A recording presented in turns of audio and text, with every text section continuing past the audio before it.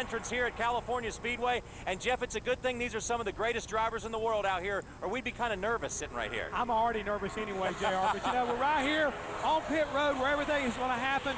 You know, when we come back here to race it early in February, and we're already seeing some impressive runs by a lot of these teams. And as preseason thunder rolls on, let's take you back to this morning where it was already kind of late on the East Coast, early on the West Coast, when we got started on this morning practice session. Now, the number 11 team, Denny Hamlin as driver. Jeff, they were the first ones out on the racetrack, and that paid off. They were the fastest in both their cars. Yeah, they were very happy. Contrary to last week in Las Vegas, where they weren't quite up to par, much better here this time. Again, there's Patrick Carpentier. You saw him get in the wall early on, and what happens, JR? You see the car, it just started pushing it. He couldn't get it off the wall. Just scraped it a little bit, no serious damage. Patrick is still in the midst of that very steep learning curve, but a guy who's been around for a while is Ryan Newman in this 12 bunch. It's good to see him back up at the top. You know, finished really strong at the end of 2007.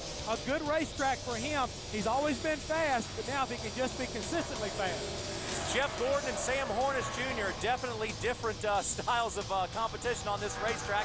Jeff's been around a long time. Sam Hornish is just learning the ropes. Yeah, and he's trying to learn basically from the master right there, and sometimes that's a good thing, but you got to be careful when you're following somebody like Jeff.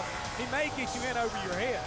Yeah, if you're going to follow someone around this racetrack, Jeff Gordon, the California native, is a good guy to follow around there. Let's take a look at this morning's speeds. Denny Hamlin, as we said, was very fast.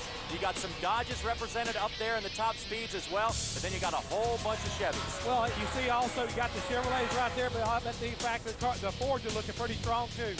Let's hear from some of the fast guys.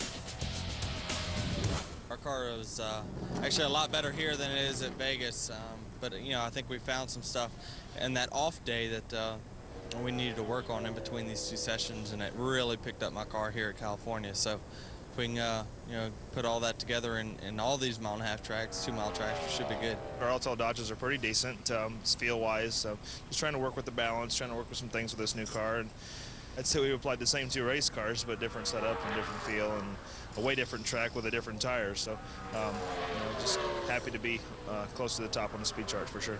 These guys are bringing fast race cars to the racetrack, and you know, I still feel like that we, you know, have some to go, but you know, it's very encouraging.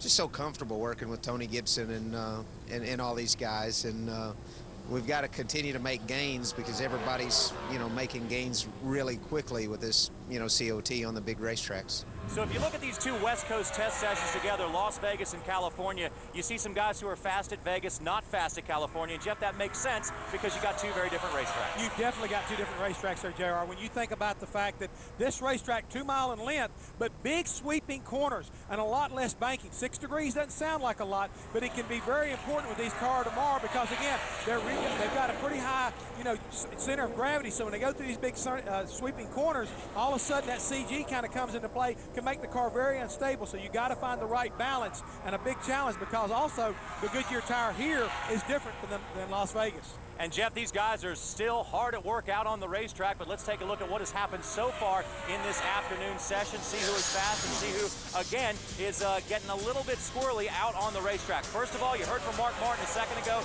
He's fast this afternoon. In fact, it's a couple minutes ago fastest. Still the fastest right there. He is driving the number 8 for the DEI group, so don't get him confused from Dale Earnhardt Jr. That is Mark Martin this year. But take a look right here. Here's a guy. It's good to be able to see him back up at the top of the charts. Struggled in the early morning session, but I think they figured it out. Casey Kane, good at Las Vegas, finding his way around here in California. Now here's a group that's going for it, hard at work with 48, and Jimmy Johnson gets a little squirrely. Yeah, he did. And he said during the lunch break today that his car wasn't driving like he wanted it. As a matter of fact, he wasn't very happy with it at all. But again, I think that through a lot of hard work between he and Chad Canals, they'll come up with the right combination, just like they did at Las Vegas, and he'll be a factor again to come back and possibly win here at California like he did in September. Now, Jeff, what we're hearing a lot from NASCAR officials and also from some of the drivers is they're hoping for great things from this new race car on this 2-mile track. Now, we're not seeing it here this weekend in this week in this test because everybody's kind of in single car runs. But when we get them in the draft, they expect some great racing out of this car. Well, I think that was what's going to happen. These guys should be able to draft up on each other because these cars punch a bigger hole in the air. No matter whether you're at Daytona or here at California, that's going to be a plus. You know, he can kind of cruise through the corner, run down the straightaway, use the advantage of the draft to catch up. But the big thing is, if they can get this car a little bit better balanced under them, then they'll have the confidence to drive to the outside and make that outside groove work.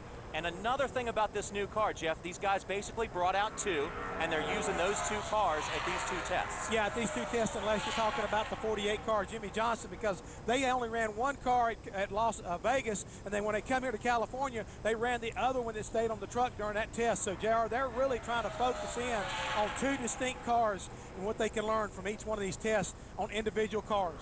And one other thing they're hoping to learn here, Jeff, and everybody else, is as the sun goes down, the lights are going to come on. They're going to do some night testing out here. And because of that full day of testing, we may see some of the teams leaving a little bit early tomorrow. But stick with us as our preseason Thunder coverage rolls on from out here in California. Vegas and California are two very different racetracks. So how's the transition between the two been for the teams? More Preseason Thunder when we return.